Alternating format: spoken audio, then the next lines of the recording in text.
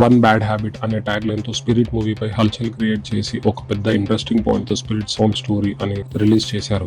IPS officer ని జైలుకి తీసుకెళ్లి రిమాండ్ లో పెట్టడం అండ్ ఆ పొజిషన్ లో ఉన్న పర్సన్ ని కూడా లెక్క చేయకుండా అందరి ఖైదీ లాగానే ట్రీట్ చేసే సూపరింటెండెంట్. అప్పుడే ప్రభాస్ నోటి నుంచి ఒక డైలాగ్ వస్తుంది, మిస్టర్ సూపరింటెండెంట్, నాకు చిన్నప్పటి నుంచి ఒక చెడ్డ అలవాటు ఉంది. Right from my childhood I just have one bad habit. ఆ బ్యాడ్ హ్యాబిట్ ఏంటని చెప్పే లోపే వీడియో ఎండ్ అయిపోద్ది.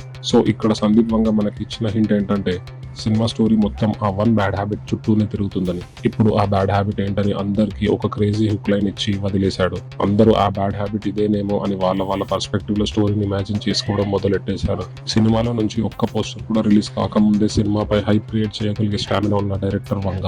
అండ్ ఇప్పుడు అది మళ్ళీ స్పిరిట్ తో ప్రూవ్ చేశాడు. ఇప్పటి వరకు స్పిరిట్ అప్డేట్ ఎప్పుడు వస్తుందా అని వెయిట్ చేశారు, కానీ ఇప్పటి నుంచి ఆ వన్ బ్యాడ్ హ్యాబిట్ గురించి ఆలోచిస్తారు. అండ్ డాన్లీ ఉన్నాడో లేదో తెలియదు, కానీ నెగిటివ్ రోల్ లో మాత్రం వివేక్ ఒబెరాయ్ ఫిక్స్ అయిపోయాడు. డాన్లీ పైన పెట్టుకున్న ఎక్స్పెక్టేషన్స్ పోయినట్టేనా లేకపోతే సర్ప్రైజ్ గా దాచుంచారా అనేది ఇంకా రివీల్ చేయలేరు.